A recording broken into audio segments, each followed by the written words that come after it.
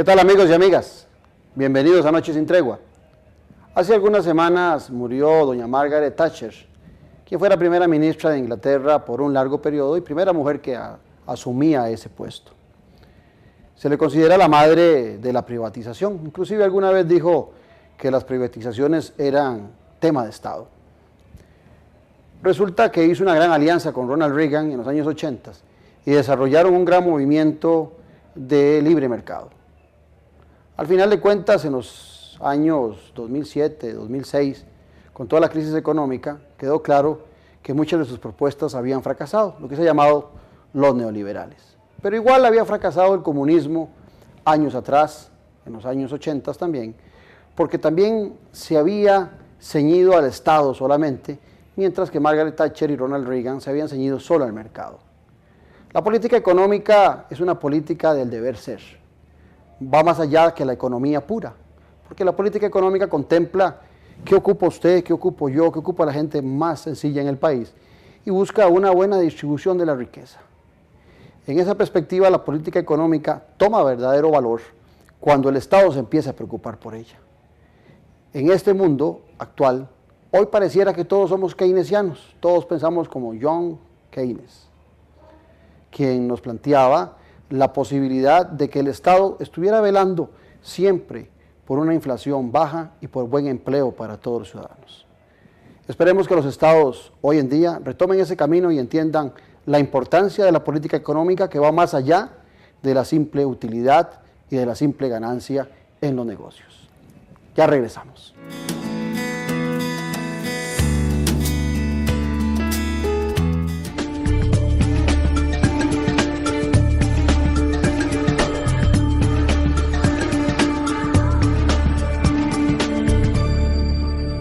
Regresamos, amigos, aquí a la cava del Club Unión para tener la noche sin tregua. Hoy he escogido un tema que hemos tenido un poquito relegado, pero que es un tema clave hoy en día, el tema de la economía. Y nada mejor que para hablar de economía, que alguien que conozca la macroeconomía, porque conoce lo que pasa en el país, y la microeconomía porque ha sido empresario. Para eso he invitado a un personaje que fue ministro de Agricultura y Ganadería, que fue ministro de Comercio también, que hoy en día es presidente de la Junta Directiva del Banco Nacional, inclusive reincidente porque yo lo había sido. Hoy con nosotros, don Alfredo Bolio. Bienvenido, Alfredo. Muchas gracias, Octavio, un gran gusto. Gracias. Un gran gusto estar con ustedes esta noche. Bueno, para nosotros es el gusto. Vamos a una noche sin tregua en segundos.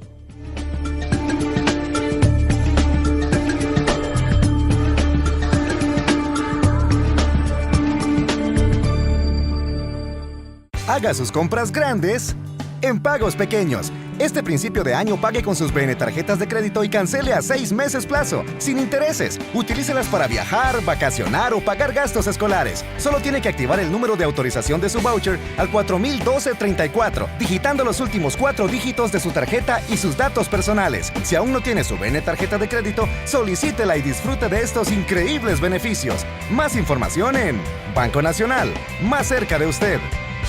Banderazo en el 55, chilla llantas en el 57, doblan en el 58, él hace mirada de Te venceré en el 59, aprieta botón de turbo nitro especial plus en el 60, acelera y llega primero en el 62. Todo esto está pasando ahora en Telecable, desde 89 canales con todo el entretenimiento, por solo 13.950 colones. Llama ya, 4080-4000. Telecable, lo que más te conviene. Pregunta por nuestros servicios de telefonía e internet. Costa Rica se merece un gobierno mejor, mucho mejor. Un presidente que diga lo que piensa. Que se atreva a soñar. Que rescate la caja y genere empleo. Sin ataduras, no más trochas. Queremos el cambio. Nosotros también queremos el cambio.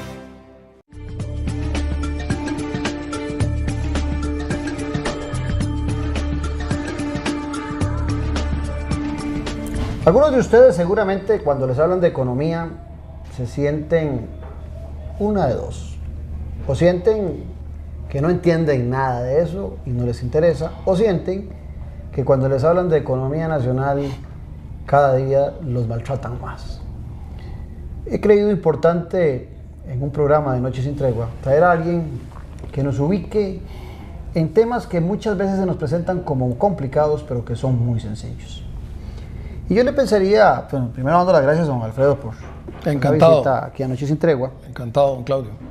Y lo primero que le plantearía es un tema que es sencillo y que a la vez es complicado para explicar. Estamos en un país que desde el punto de vista macroeconómico, desde los ingresos que se perciben por persona, eso que llaman ingresos per cápita, somos un país mucho más rico que hace algunos años. Pero resulta que desde el punto de vista de distribución y de pobreza parece que nos hemos estancado. ¿En qué nos hemos equivocado para que eso se dé y en dónde ha estado el éxito para que este país crezca en esos números? Bueno, la pregunta, don Claudio, es muy amplia y obviamente, bueno, vamos a tener la oportunidad de poder tocar una serie de temas que son interesantes para que los oyentes puedan sentir en carne propia qué es lo que hemos venido haciendo como país, bien, mal, y cuál ha sido el desempeño económico de Costa Rica, sobre todo en esta última etapa que ha estado un poquito convulsa. Y ahí tal vez tenemos que remontarnos al principio de la década de los 80s, básicamente a partir del gobierno de don Luis Alberto Monge, en donde Costa Rica inicia un trayecto que diría yo ha sido extraordinariamente exitoso desde el punto de vista de la transformación del aparato productivo del país. Pasamos de ser un país netamente importador a ser un país exportador de bienes y de servicios, y eso ha contribuido muchísimo para no solo diversificar nuestra economía y poder participar activamente en los mercados internacionales, sino para integrar a una gran cantidad de personas y empresas a lo que es el aparato productivo nacional. Y entonces, durante todos estos 30 años que llevamos en este proceso, hemos visto una transformación exitosísima que nos ha llevado a donde hoy estamos ubicados. Como ustedes saben, Costa Rica tiene más o menos una composición de su Producto Interno Bruto en donde el comercio internacional, tanto las importaciones como las exportaciones, son más o menos un 70% del PIB en números redondos. O sea que es un país que ha considerado al comercio internacional como parte integral de su diario quehacer. Como en muchísimas ocasiones lo decía el expresidente Arias, producimos lo que no consumimos y consumimos lo que no producimos. Por lo tanto, nosotros somos importadores importantes de una gran cantidad de bienes y a la vez exportamos una gran cantidad de productos en las distintas industrias que nos han hecho fama internacional como uno de los países que más exportaciones per cápita genera en el continente americano. Se dice que nosotros, ahí en los 80s, cuando usted lo plantea, teníamos de 6 a 8 productos y que hoy andamos en el marco de 4.500, 4.800 productos de exportación. Hoy producimos más de 4.000 productos de exportación que exportamos a más de 125 países del mundo. Y Costa Rica ha sido, desde ese punto de vista, una economía abierta, muy dinámica y que nos ha permitido crecer como hemos venido creciendo últimamente. Y ahí, si nos comparamos con el resto de los países de Centroamérica, vemos cómo esa transformación del aparato productivo nos ha generado muchísimos éxitos en muchas de las industrias y de las actividades productivas a nivel nacional.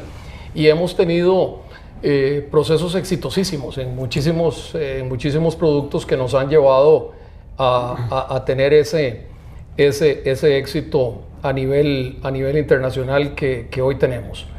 Cuando usted me preguntaba al inicio, bueno, ¿y qué nos ha pasado?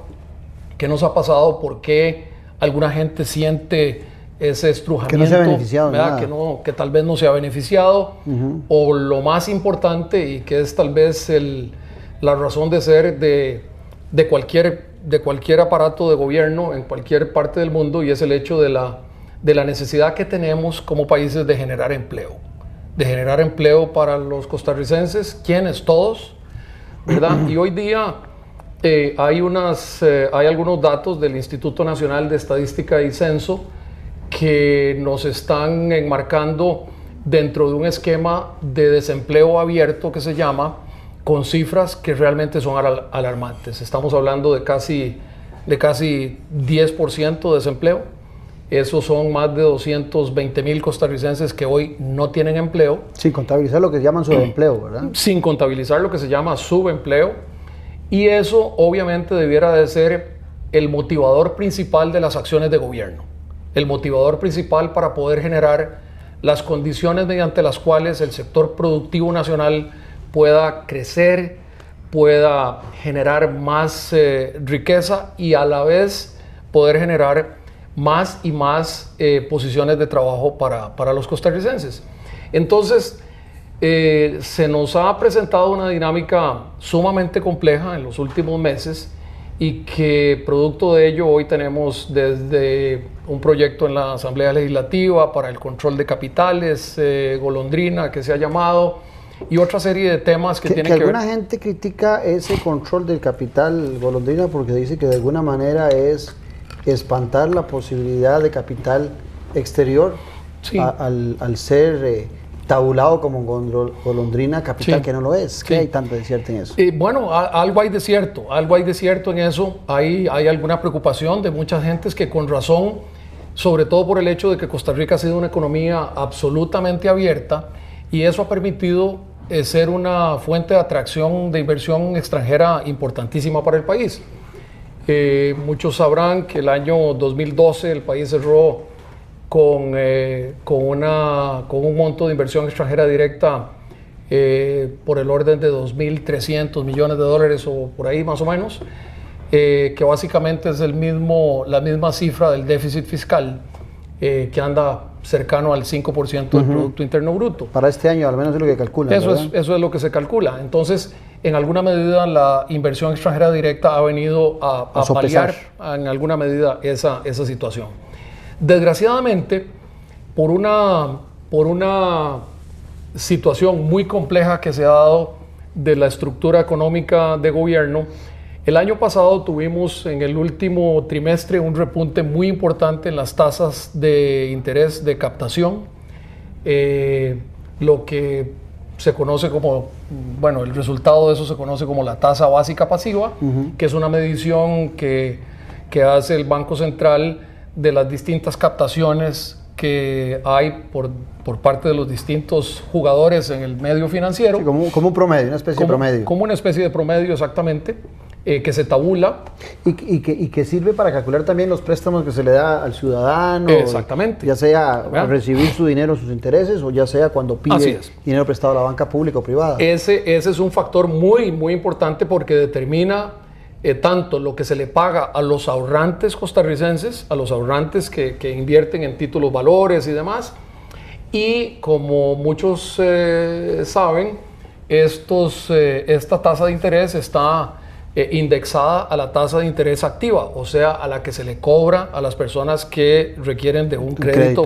Para cualquier cosa, la compra de un vehículo, la casa, préstamos para estudios, en fin, lo que sea. Bueno, se da una situación muy compleja y en la última parte del año 2012 las tasas de interés llegan a niveles muy alarmantes porque llegamos casi a tener tasas de 12% para captación. Básicamente por presión del Ministerio de Hacienda para lograr captar recursos que a su vez son los que financian en alguna medida el déficit de gobierno, y ahorita vamos a volver a esa parte que es la razón de ser de todo este entuerto en que... Es pagarle bien al ciudadano para que lleve su platica al banco o a títulos de Hacienda. Sí, y para que el gobierno también se nutra de recursos frescos y propios. Bueno, eso nos llevó a una situación muy complicada. Entonces, cuando el gobierno, que es un captador muy importante de recursos, tanto el gobierno como el Banco Central, y empieza a subir las tasas de interés, obviamente los otros jugadores del mercado, se pellizcan. Los bancos públicos, los bancos privados, las mutuales, el grupo de las cooperativas, todo el mundo empieza a subir también las tasas de interés. Y entonces cuando llegamos en esa dinámica, llegamos a tener tasas de interés tan altas, bueno, los jugadores financieros internacionales vieron una gran oportunidad de venir a invertir aquí en Costa Rica. ¿Por qué? Bueno, porque todos saben que los mercados financieros internacionales están básicamente con tasas casi que cero, ¿verdad? Un 1% más o menos, y cuando aquí se dan esas condiciones en un país democráticamente estable, económicamente estable, libre convertibilidad de moneda, de dólares a colones, colones a dólares, bueno, se les hace muy atractivo, vienen con esos recursos, invierten en títulos de Hacienda, o invirtieron en títulos de Hacienda y rápidamente hicieron pues una ganancia importante cuando esos títulos posteriormente son vendidos en el mercado secundario, con tasas de interés muy atractivas de un país muy atractivo como lo es Costa Rica, y eso nos genera entonces otra distorsión. Y esa distorsión es que de pronto nos vemos inundados de una cantidad de dólares que no ocupamos, ¿verdad? Y entonces de ahí se ha venido dando una discusión seria con autoridades del Banco Central cuando han planteado la posibilidad de que entonces debemos de romper la banda piso del tipo de cambio, porque con esa cantidad enorme de dólares el tipo de cambio va a bajar más, y pensando que de esa manera se van a beneficiar muchísimo las personas, todos los consumidores y demás, si el tipo de cambio todavía baja aún más. Pero ¿qué hay de cierto en eso? Porque el ciudadano totalmente falso. Sí. Totalmente falso por una simple y sencilla razón. Imagínense que en octubre-noviembre del 2009 el tipo de cambio andaba en el orden de 585, 590 más o menos. Y en un periodo corto de tiempo, en un periodo que fue desde esa fecha hasta más o menos el mes de junio, julio del 2010, ahí se da una contracción del tipo de cambio y básicamente, como se dice en la calle, pasamos casi de tener un tipo de cambio de 600 colones por dólar a 500 colones por dólar. Y yo quisiera preguntarle a cualquier costarricense, ¿se ha cambiado la situación? ¿Cuál fue el gran beneficio que tuvo en su bolsillo de tener ese tipo de cambio reducido? ¿Quién pagó menos por lo que eran productos importados o productos producidos? Lo que se refleja. ¿Verdad? Y la verdad que eso no se da así. Y eso sí tuvo un efecto muy importante en el sector productivo nacional. Y ese sector productivo nacional es el motor del desarrollo del país. Y es ahí donde podemos volver al tema que estábamos hablando de la generación de empleo, lo cual es, repito, de todos los temas macroeconómicos que podemos hablar, de tasas de interés, de crecimiento económico, de déficit fiscal, de inflación, y podemos ahora tocar, aunque sea brevemente en este espacio, esos temas. Lo cierto del caso es que la razón de ser de la gestión de gobierno debe ser y principalmente en el tema de la generación de empleo para poderle dar esas oportunidades de trabajo para los costarricenses, jóvenes, adultos, en fin, que todos tengan o tengamos trabajo y de esa manera poder vivir dentro del esquema de paz social que siempre hemos vivido. Pero si eso ha funcionado, don Alfredo, ¿por qué seguimos manteniendo esa tasa de desempleo tan alta? Bueno, porque el marco que usted me hace referencia es un marco muy alentador, es un marco que refleja que somos un país exitoso en el tema económico, pero vuelvo al tema inicial. El costarricense sigue teniendo un costo de vida que aumenta, aunque sea ahora un 5, un 4% de inflación, lo que sea, pero siempre le aumenta constantemente. Sus ingresos se mantienen muy estables. Pero aparte de eso, tenemos el otro aspecto, que es la gente que no tiene empleo o que en ese subempleo, que es la posibilidad de generar una actividad de menos de 40 horas o una actividad particular que a veces hasta es difícil de medir cuánta gente está en eso. El ciudadano siente que el país en general, que la economía en general, cada día le encarece más su vida. Vamos a ver, el principal... Antes, salud. Ajá. Bienvenido. Muchas gracias. El principal eje que debe de buscar cualquier economía es que su economía crezca, y que su economía crezca, ojalá en términos reales, en números muy positivos. Bueno, vean lo que nos sucedió. El año pasado cerramos con un crecimiento del PIB de más o menos un 5.2%. El programa monetario del Banco Central apuntó para el 2013 un crecimiento del 4%. Bueno, ahí vemos una contracción del crecimiento, y eso es muy preocupante cuando las autoridades del Banco Central nos dicen, bueno, por aquí va a andar la economía, básicamente porque los motores económicos del mundo han estado contraídos en su crecimiento, como lo son la Unión Europea y los Estados Unidos. Bueno, pero lo cierto del caso es que Costa Rica tiene condiciones importantes para poder crecer a través de su esquema de producción nacional, de producción exportable, y por supuesto también de la parte de importaciones, en donde todo esto forma parte, digamos, de lo que es el aparato productivo nacional y el aparato que nos genera empleo. Las autoridades del Banco Central han estado básicamente centradas, y así lo ha dicho abiertamente su presidente, don Rodrigo Bolaños, cuando nos dice que pues tal vez no que la única meta, pero que la principal meta del Banco Central es solamente controlar la inflación.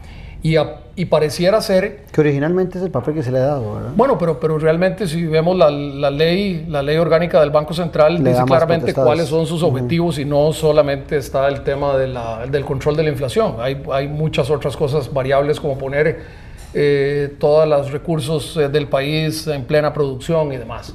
Bueno, cuando estamos tal vez obcecados nada más por el control de la inflación, dejamos de lado algunos otros temas que tienen que ver básicamente con esta parte de crecimiento económico. Si no hay crecimiento económico en una población que crece y en la cual se integran a la fuerza laboral una cantidad enorme de costarricenses todos los años y todos los meses, bueno, tenemos que generarle esas condiciones para que haya opciones de trabajo. Bueno, pero ¿qué nos ha sucedido? ¿Qué son algunos de los factores, digamos, más complejos? Bueno, quizá el tema de fondo más complejo aquí, y sobre el cual en el país no existe ni la madurez suficiente ni la responsabilidad para tocarlo, es el tema del déficit fiscal. Y el déficit fiscal es generado por una cosa que se llama el tamaño del Estado costarricense, de toda la constelación de instituciones y de ministerios y demás que conforman todo lo que es el sector público costarricense.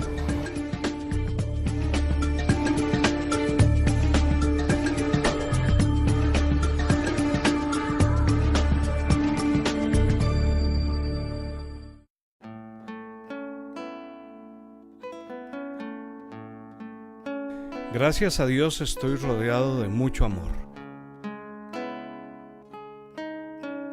Ese amor es el que me mueve todos los días para servirles.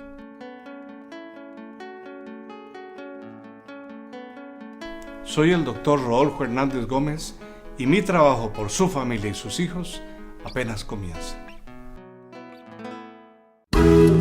Río Guanacaste es un resort de 5 estrellas situado en Playa Matapalo de Guanacaste, Costa Rica. Cuenta con 701 habitaciones, una extensa oferta de ocio y una excelente gastronomía. En este hotel trabajan unos 500 colaboradores, en su mayoría de Guanacaste. Para Río Guanacaste, la sostenibilidad es un elemento clave en su operación. A través de buenas prácticas socioambientales, combina elementos de conservación ambiental, educación y desarrollo comunitario.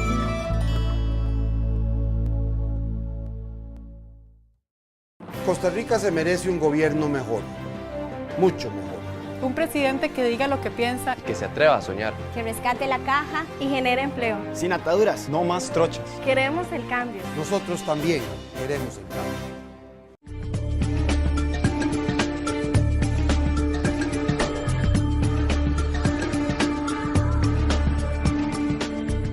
Antes de que usted me profundice en ese tema, usted me decía que vamos a tener que nuestra deuda pública es muy alta, ¿verdad? Es decir, que representa el 51 o el 52% 50% más o menos del Producto Interno Bruto. Usted me dice que estamos creciendo en cuanto a crecimiento, vamos a pasar de un 5,4. Y por otro lado me dice que el déficit fiscal tiende a aumentar. Se dice que para el 2013 va a ser 5 y un poquito, algo, ¿verdad?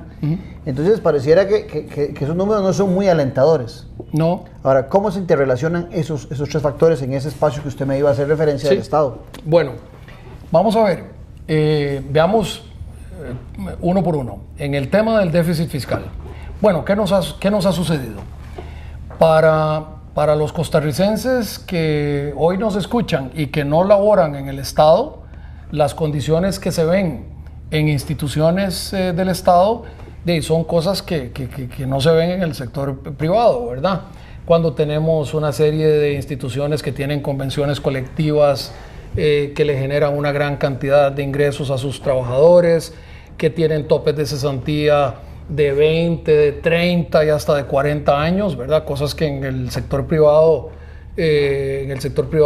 no lo hay.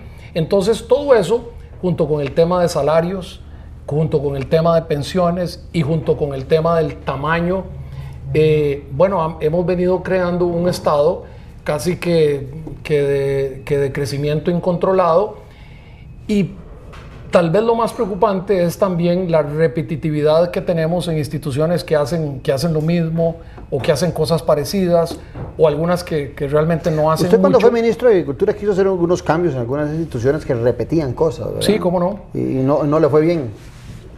No tuvo éxito en la propuesta suya, no se la compraron. No, la verdad es que no me dio el oxígeno, porque cuando estábamos tal vez en lo más y mejor de la propuesta que se llevaba de reforma del Estado, que era una propuesta inclusive de fusión de ministerios y de regulación de una serie de las instituciones que tenía que ver casualmente con el sector productivo nacional, y veníamos haciendo una labor, trabajo con los diputados, con los sectores productivos privados que nos estaban apoyando enormemente en esta propuesta.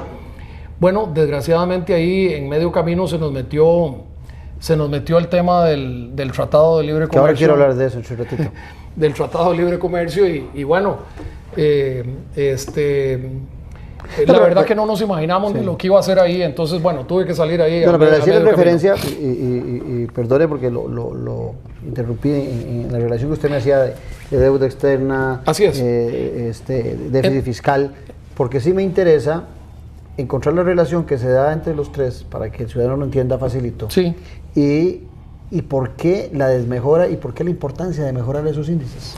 Bueno, entonces volviendo al tema, cuando el Estado se nos empieza a ir un poquito de las manos y es prácticamente imposible hablar de reforma del Estado, vamos a seguir creciendo, vamos a seguir generando un costo para el país muy, muy importante para financiar ese gasto. Entonces, uno de vez en cuando salen gobiernos o ministros de Hacienda que dicen que con una gran responsabilidad le presentan al país la necesidad de una reforma fiscal, una reforma tributaria, y ver cómo que eso nunca es popular, presentar una propuesta de impuestos y todo. Pero realmente ahí no está el frío. El frío está en el tema que nadie le quiere entrar, y es al tema de reforma del Estado, de ver cómo hacemos que el Estado sea un Estado más ágil, más eficiente, al servicio de los ciudadanos y no al servicio de sí mismo, y que nos permita de una u otra forma estructurarlo de forma tal que sea menos oneroso, digamos, para los costarricenses. Bueno, y ahí tendríamos el primer gran paso que va en beneficio de toda esta otra masa que estamos hablando, de personas que requieren de crecimientos y demás. Hace poquitos, semanas o meses, el ministro de Hacienda se quejaba porque los montos de recaudación fiscal venían para abajo, y bueno, cuando la actividad económica empieza a decrecer, obviamente va a tener como resultante el que haya menos impuestos también, y al haber menos impuestos, entonces el gobierno necesita captar más dinero para ver de qué manera financia esos gastos del Estado. La deuda pública total de Costa Rica anda más o menos como un 50% del PIB, de la cual más o menos un 10% es deuda externa y un 40% es deuda interna. La deuda externa es una deuda relativamente barata y la deuda interna es una deuda un poquito más alta, más carita, así es, más carita. Bueno, todavía tenemos espacios. Hay países como los Estados Unidos cuya deuda total es superior al 100% del Producto Interno Bruto. Japón tiene una deuda que anda por el orden del 220% de su Producto Interno Bruto. Y Costa Rica igualmente ha tenido deudas mucho más altas y que se han sabido manejar y se han podido manejar. Pero bueno. Pero nos han encendido las alertas en ese tema. Me llama la atención esos dos ejemplos que usted pone, porque en los últimos tiempos nos han encendido mucho las alertas sobre que estamos superando esa deuda pública o esa deuda así entre externa e interna a más de un 50, o sea que es peligroso. Bueno, y sí. Ahora usted me comenta que en naciones muy poderosas claro, no ha sido tan peligroso. Bueno, y el mismo Costa Rica ha tenido niveles de deuda total que superan el 200% del PIB. Es cuestión de cómo se administra y cómo se maneja, y por supuesto si hay una visualización de crecimiento económico que nos permita atender la deuda. El problema no es deber plata, el problema es poder pagarla, ¿verdad? Entonces, y para poder pagarla necesitamos un país que crezca, y un país que crezca lo más que se pueda. Y para que el país crezca debemos de generar las condiciones mediante las cuales haya, lo primero, confianza de los costarricenses, confianza de los sectores productivos, para que hagan emprendimientos todos, las pequeñas y las medianas empresas, las empresas de mediano tamaño, las grandes empresas, todas que en alguna u otra forma se comprometan a invertir y generar más. ¿Y qué crecimiento sería el apropiado mantener como promedio? Digo esto porque cuando usted me habla de los Estados Unidos, recuerdo que en alguna vez leí que Estados Unidos tiene un crecimiento histórico desde su independencia de 400 y pico, que lo dividimos entre los 200 años de independencia y da como un 2 y resto de crecimiento, pero ha sido permanente. Los chinos, que no tenían un crecimiento, arrancan muy poderosos en los, en los años 70, 80, finales de 70, 80, a un ritmo de un 10 hasta de un 15%, ¿verdad? Pero ¿qué será más beneficioso? ¿Un crecimiento permanente como ese que tuvieron los Estados Unidos, o esos crecimientos que a veces parecen muy difíciles como el de China, de 15, 13, 12, en crisis de 8%? Esos crecimientos así expansivos y explosivos generalmente generan algunas distorsiones importantes, burbujas financieras y demás, y realmente eso no es a lo que le apuntamos nosotros. En la parte del sector productivo yo creo que, si vemos un análisis de los últimos, 10, 15 años de la economía costarricense, más o menos ha venido creciendo a un ritmo de 4.5, por ahí más o menos. En el año 2000... ¿Que no es del todo malo? No. En el año 2007 tuvimos un crecimiento muy grande, llevábamos casi al 8% de crecimiento, cuando hubo un gran entusiasmo y una serie de condiciones internacionales importantes para poder generar esos crecimientos.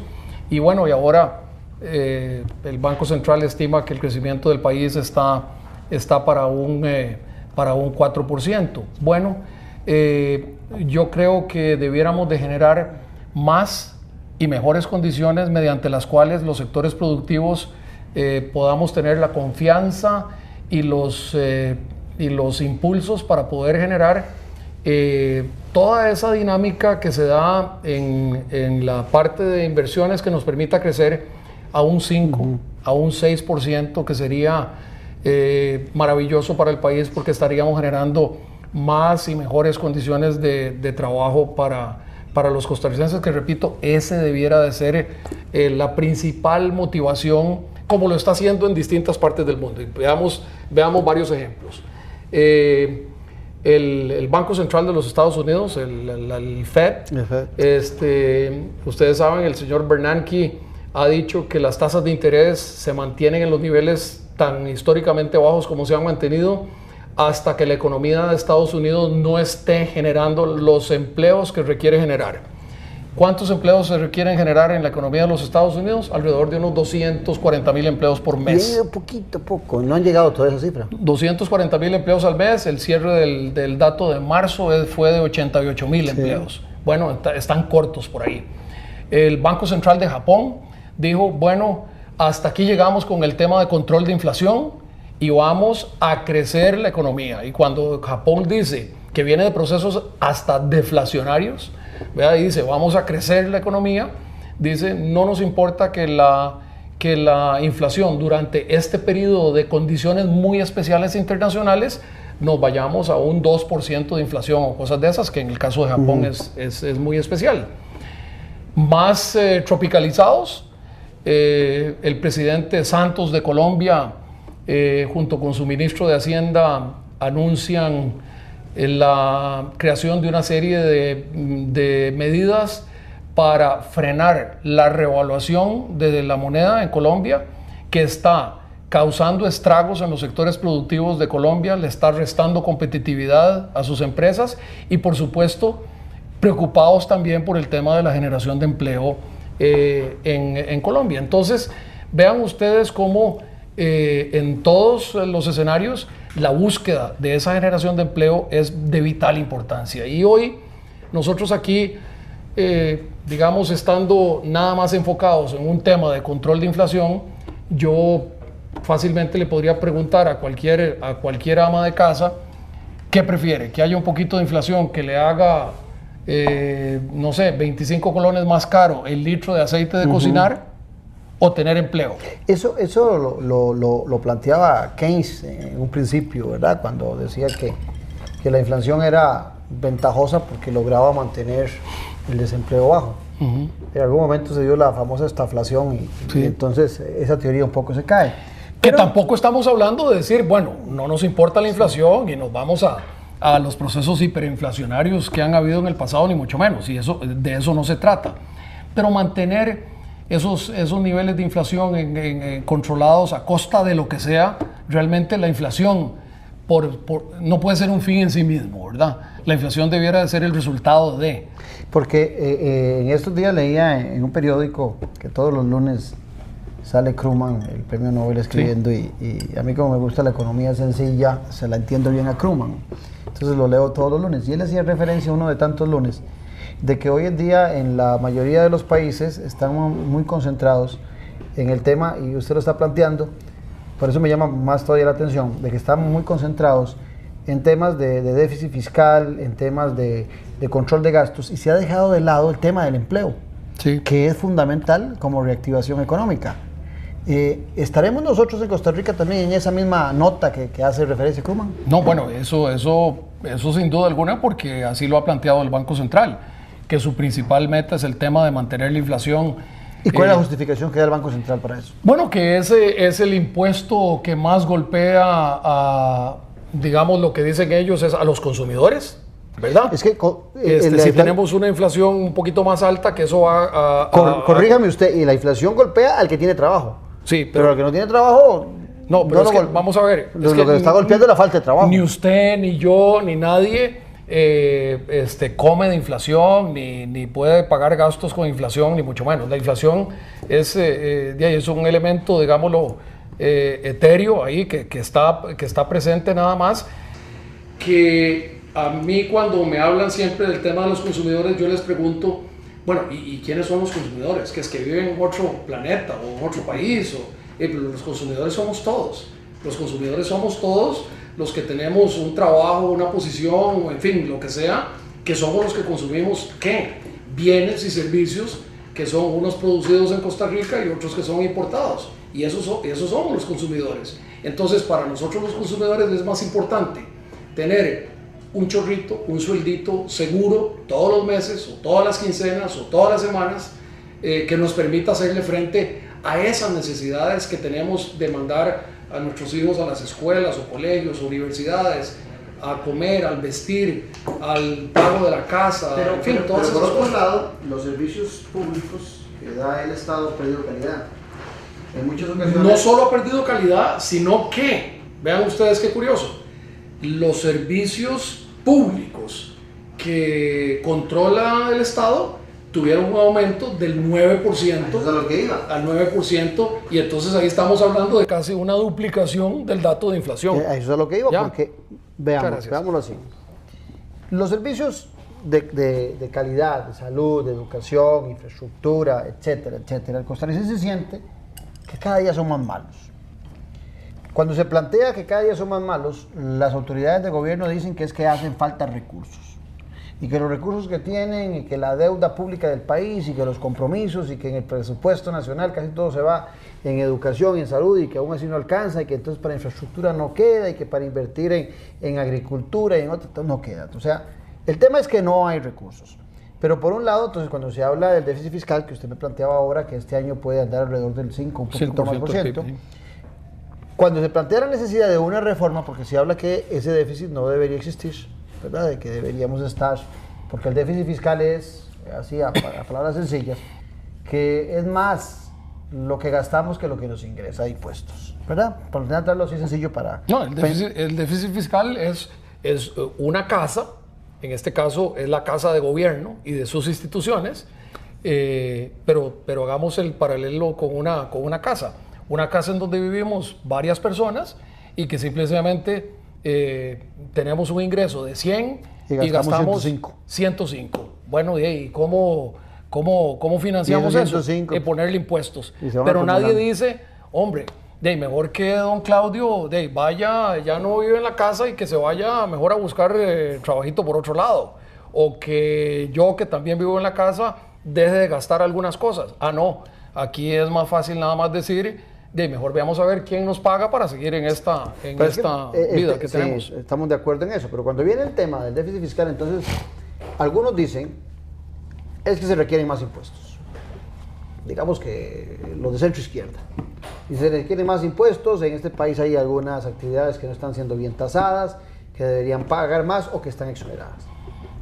Por el otro lado, los que están en el centro de la derecha dicen, no, el problema es que es el Estado.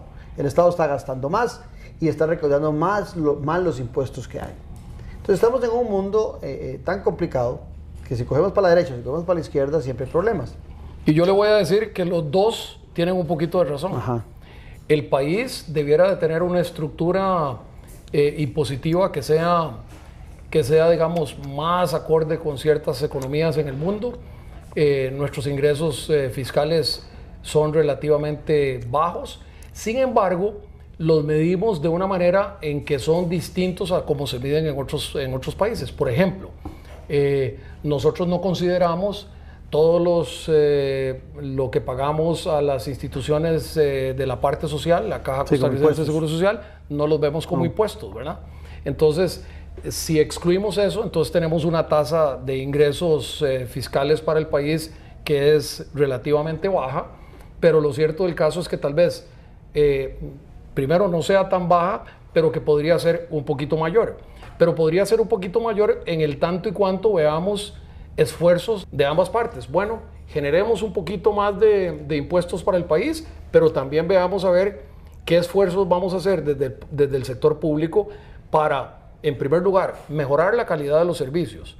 En segundo lugar, replantear cuáles son las funcionalidades del Estado y sus instituciones que están supuestamente al servicio de los ciudadanos y de los usuarios y no al servicio de sí mismos. Y entonces, en esa dinámica, podemos entrar a discutir muchos temas de fondo. Creo que eso sería lo primero, porque es difícil empezar a plantear a la gente, que yo personalmente creo que deberíamos en algunos sectores pensar en un poquito más de impuestos, pero creo que es muy difícil empezarlo a plantear, venderle la idea al ciudadano de eso, cuando no encuentra que la inversión que se hace sea apropiada. Qué sé yo, cuando el ciudadano ve que se despilfarran muchos dineros en proyectos que no cuajan, que hay corrupción, que se desperdician, que se hacen mal las cosas, tantos ejemplos, la trocha, la platina. Entonces el ciudadano dice, no, pues si recursos sí hay, porque se votaron tantos millones, ahora la van a hacer otra vez. Entonces, ¿cómo le vamos a decir al ciudadano que vamos a pagar más impuestos porque se requieren más cuando el ciudadano empieza a ver esos despilfarros.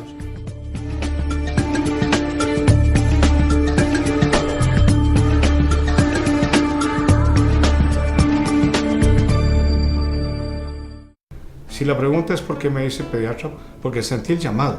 Yo me he dejado llevar siempre por el corazón. Los pediatras nos identificamos mucho con nuestros pacientes y es imposible que al ver un niño sufriendo, uno no sienta algo por ese niño.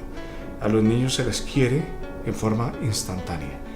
Soy el doctor Rodolfo Hernández Gómez y mi trabajo por su familia y sus hijos apenas comienza. Él la engaña con la secretaria en el 10. Son descubiertos en el 17. Ellas luchan por el amor de Juan Gerardo en el 18. No logra decidirse por ninguna en el 19. Sorprendiendo a todos, huye con su vecina en el 25. Todo esto está pasando ahora en Telecable, desde 89 canales con todo el entretenimiento, por solo 13,950 colones. Llama ya, 4080-4000. Telecable, lo que más te conviene. Pregunta por nuestros servicios de telefonía e internet.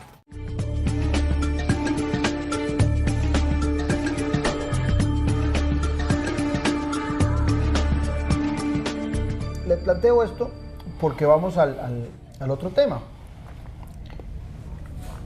En Europa, por lo menos en sus buenos momentos, el ciudadano no se preocupaba por la salud y no se preocupaba por el... Bueno, sí se preocupaba, pero no ahorraba ni para salud ni para educación, porque estaba seguro que el Estado le iba a dar muy buenos servicios en eso. Entonces ahorraba o ahorra básicamente para irse de turismo, pasear, convencido de que la salud y la educación pública son mejores. En el caso de nuestro país, el costarricense está ahorrando hoy en día para darle mejor, y estoy hablando del costarricense de clase media, para darle mejor educación a sus hijos. El costarricense está emigrando a la educación privada, entonces tiene que ser un esfuerzo de clase media. Paralelamente, para las enfermedades pequeñas, sabe que en la caja costarricense de Seguro Social es muy difícil la atención inmediata, entonces dice, no, ahí solo me atienden de inmediato si yo llego casi desfalleciendo, y ahí es buenísimo el servicio. Entonces estamos obligando al costarricense a ahorrar para ese tipo de cosas, y puede ser que en alguna medida se reactive ese espacio de la economía, en la educación y en la salud, pero estamos desactivando otras actividades que son tan importantes en la vida ordinaria nuestra, pero que son fundamentales para reactivar la economía. ¿No es también fundamental, don Alfredo, que el Estado vuelva a retomar un importante papel sobre aquellas actividades que son primarias del individuo? Y desde esa perspectiva, usted no está usted en cualquier banco, usted está en el banco más grande de Centroamérica como presidente de su junta directiva. Y usted, desde esa institución que es estatal, porque pertenece al Estado de Costa Rica, pero que está en mucha actividad privada, creo que puede tener una lectura mucho más acorde, mucho más real que muchas otras personas de otros sectores. Vea, don Claudio, usted plantea tal vez uno de los temas medulares de lo que es las posibilidades de acción que tenemos en el Estado y sus instituciones, algunas de estas, bueno, en el caso nuestro como Banco Nacional, y así lo hemos planteado en distintas oportunidades. Toquemos únicamente el tema de los fondos de pensiones, que tenemos una cantidad de recursos importantísima en el país que pudieran ser... Pero usted le dice al ciudadano que va a tomar esos fondos de pensiones del gobierno para invertirlos en algo y se le para el pelo, porque si no, pues van a despilfarrar. Pero depende, porque si nosotros nos ponemos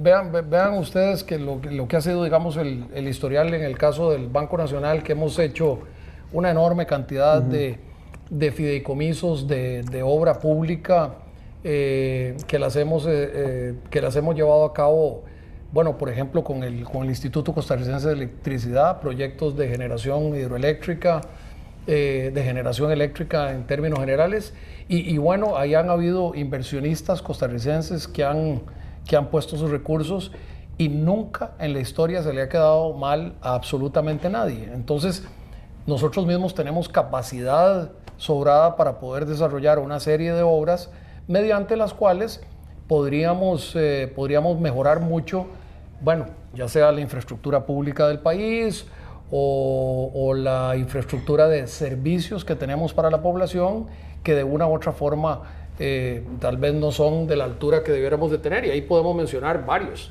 No sé, transporte público visualizándolo desde el punto de vista de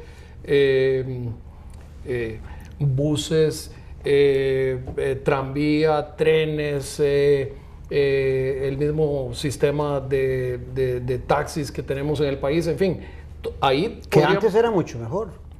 Bueno, lo que pasa es que acordemos... Mejores unidades de taxi, mejores unidades de buses, y ahora son deprimentes. Bueno, y entonces ahí tenemos oportunidades que se requiere, como en todo, se requiere de visión, se requiere de liderazgo, se requiere de definiciones de qué hacer, cómo hacerlo, cuándo hacerlo y con quién hacerlo para poder darle, digamos, esas condiciones a los usuarios de esos servicios. Bueno, que somos muchísimos costarricenses en distintas áreas. Entonces, yo creo que tenemos una gran cantidad de recursos, no solo financieros, que los tenemos, digamos, subutilizados. Su visión es positiva, entonces. Pero sin duda alguna, vamos a ver, partamos de la base de que un país, sobre todo con sus principales figuras, digamos, en la parte económica, su misión principal es generar confianza. Aquí, andar asustando a la gente no nos sirve de nada. Eso asusta a los sectores productivos, eso asusta a los inversionistas, eso asusta a todo el mundo, ¿verdad? Entonces eso no tiene nada de positivo. Hay que mandar mensajes positivos, creer en la capacidad de los costarricenses, en la capacidad de nuestro país para poder no solo generar mejores condiciones que nos permita crecer más sostenidamente, más ampliamente, para generar esos empleos que los que estábamos hablando. Esa es una función principal de las autoridades de gobierno, y simplemente decir, bueno, tenemos una serie de problemas. Bueno, perfecto, todos los países tienen uno y otro. Usted dirigió la lucha del sí cuando vino el TLC con los Estados Unidos. Se hablaba mucho de empleos, de generación de empleos. Creo que eran 60,000 por año, si mal no recuerdo. ¿Por qué la gente no percibe beneficios de ese TLC, de ese CAFTA? No, sí se perciben.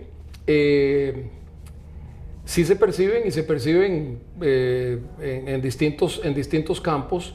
Solamente pensemos lo que sería para hoy nosotros, después de haber entrado en una crisis financiera global en la cual ha estado sumido el mundo entero en los últimos años. Solo imaginémonos que hoy no tuviéramos la apertura de mercado que tenemos con nuestro principal socio comercial, que es los Estados Unidos, y que hoy no pudiéramos vender los productos que le vendemos a los Estados Unidos. Solo imaginémonos lo que eso sería para los miles y miles de empleos que hoy dependen de esa condición de comercio internacional. Igualmente vemos con enorme preocupación cómo estamos ahí con una discusión del acuerdo de asociación con la Unión Europea, pendiente de aprobación, y bueno, por una serie de mociones y cosas de esas que hay ahí en la Asamblea Legislativa. Supuestamente estaba afuera y volvió a entrar al debate. Bueno, imagínense los años que llevamos de discutir eso, ¿verdad? Sin embargo, curiosamente... Y siendo Costa Rica el más beneficiado, porque si mal no entiendo, el 80%, 70 y pico % de los productos de Centroamérica que van a Europa salen de Costa Rica. Así es, nosotros somos el mayor beneficiario. Igual somos el mayor beneficiario del CAFTA, ¿verdad? Y curiosamente aquí nos ha costado mucho. Si echamos un poquito la mirada para atrás, cuando hicimos la aprobación del Tratado de Libre Comercio con China, bueno, no hubo ninguna discusión. Ese es un tratado que se hizo, como dicen, con China comunista, ¿verdad? Y ese no tuvo ninguna discusión. Ese nadie... Son las barras y las estrellas. Exactamente. Esa discusión de los sectores un poquito extremos de izquierda, ahí no pusieron ninguna oposición, y sin embargo, usted sabe que la economía china es es una economía, bueno, absolutamente controlada por el aparato estatal, pero es una economía desde el punto de vista de su gestión comercial, es una economía agresivísima de mercado, ¿verdad? Entonces, bueno, pero esa es la realidad que tenemos. Entonces, bueno, lo cierto del caso es que Costa Rica empezó en este transitar de comercio internacional y de participación en los mercados internacionales desde hace muchísimos años y lo hemos hecho muy, muy positivamente. Entonces, bueno, ¿cómo va a ser posible que ahora nosotros estemos tratando de cuestionarnos esa situación que vemos con los temas de comercio internacional? ¿Y qué es lo que vamos a hacer? ¿Y qué es lo que vamos a decirle a los trabajadores que hoy dependen de su empleo de las exportaciones agroindustriales que generamos para los Estados Unidos y para Europa? ¿Qué vamos a decirle a esa gente? ¿Que se vaya a trabajar a dónde? ¿O que vayan a hacer qué? Bueno, entonces todo eso es parte de una estructura país en donde ya hemos venido transitando muy exitosamente durante muchísimos años, ¿verdad? En algunos momentos con más parece énfasis. que nos hemos metido últimamente en un barrial, me da la impresión a mí. Pero y tenemos unas condiciones extraordinarias para seguirlo haciendo bien. Lo que pasa es que tenemos que tal vez salir un poquito de la teoría propiamente económica y centrarnos en la realidad en que vivimos todos los costarricenses y decir, bueno, temitas de inflación, temitas de tipo de cambio, una cosa de esas, debieran de estar fuera del imaginario de los costarricenses y decir, aquí lo que estamos es preocupándonos por la generación de empleo y esa es la máxima que debiera ser. Y de calidad. Por supuesto, y de cada día de más calidad, que nos permita generarle bienestar a las familias costarricenses. Y esa debiera de ser sobre todo la para máxima. los jóvenes, que yo siento que son los que están más frustrados, estudiando, preparándose y no saben al momento de tener el título qué posibilidades de trabajo hay. Creo que esa es la gente que está un poquito más frustrada, ¿verdad? Por supuesto, porque esos son los que están encontrando, vean ustedes cada vez que se hace estas ferias de empleo, ¿verdad? Sí. No sé, se ofrecen 5,000 empleos, ¿verdad? Y llegan 40,000 personas buscando trabajo. Bueno, ahí de viaje podemos darnos cuenta fácilmente de que necesitamos, y bueno, qué bueno poderle generar oportunidades para todas esas personas, ¿verdad? Para todas esas personas mediante más y mejores opciones de crecimiento económico. Solamente acordémonos una cosa, la riqueza la generan los sectores privados. No la generan los gobiernos, la generan los sectores privados. ¿Cuáles? Todos, los pequeñitas, las pymes, las medianas empresas, las mujeres emprendedoras, todas esas son las que generan la riqueza en todos los países del mundo. Y nosotros debiéramos de estar generando todos los días más y mejores condiciones para que haya más inversiones y más emprendimientos y que podamos financiarlos y que podamos desarrollar ese crecimiento económico con un Estado más fuerte y más solvente. Bueno, Alfredo, muy agradecido por haber estado en Noche Sin Tregua. Encantado.